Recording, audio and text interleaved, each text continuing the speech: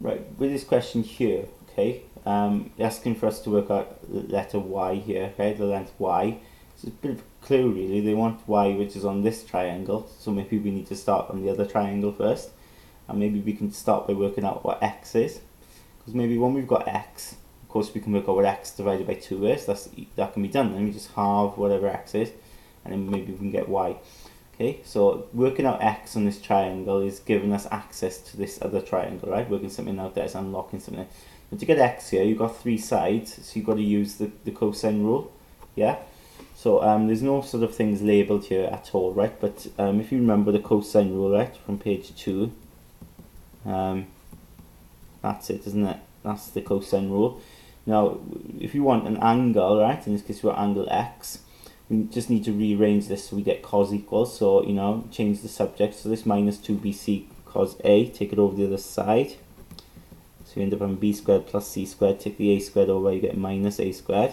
And then cos a, then to get cos a, you take that 2bc over and divide. Okay. Now we want angle x, so I'm going to call it x. Okay, I'm going to call it x. And then, you know, if this is x here, okay, this is like my angle A here, isn't it? Okay, you can put A there if that helps you, right? And then little a here, and then this could be your B, and that could be your C, right? It doesn't really matter, right? So B squared then will be 8.6 squared plus then C squared 7.8 squared. Take away then, of course, then the one that opposes the angle, 4.2 squared. All over then 2bc, so b is 8.6, c is 7.8. Of course, got to times it by 2. I put it at the end. I forgot to do that, so I'll put it there. That's okay. So we get my calculator.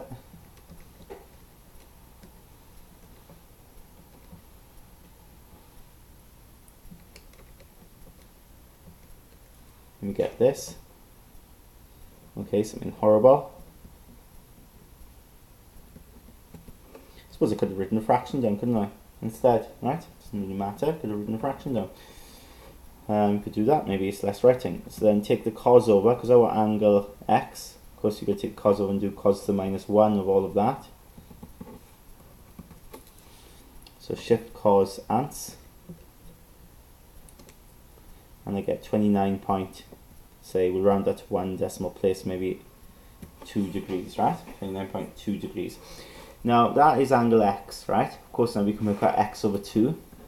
So that means then x over 2 will equal 29.2 divided by 2. So 29.2 divided by 2, and I get 14.6 degrees. So this angle in here is actually 14.6 degrees, because this one was 29.2 degrees, right? So it's half it, isn't it? That's what x over 2 means, half it.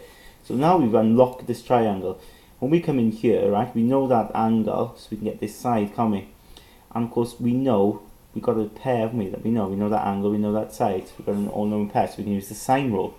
So we want this side here, and when we want to side with the sine rule, when you want to work out the side with the sine rule, of course, you follow the formula really as it is on page 2. You don't need to adapt it.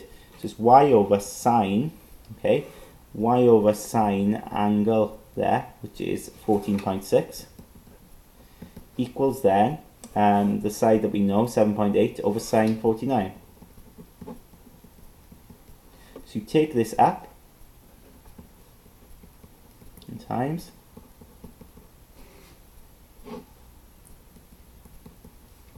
and you work it out. So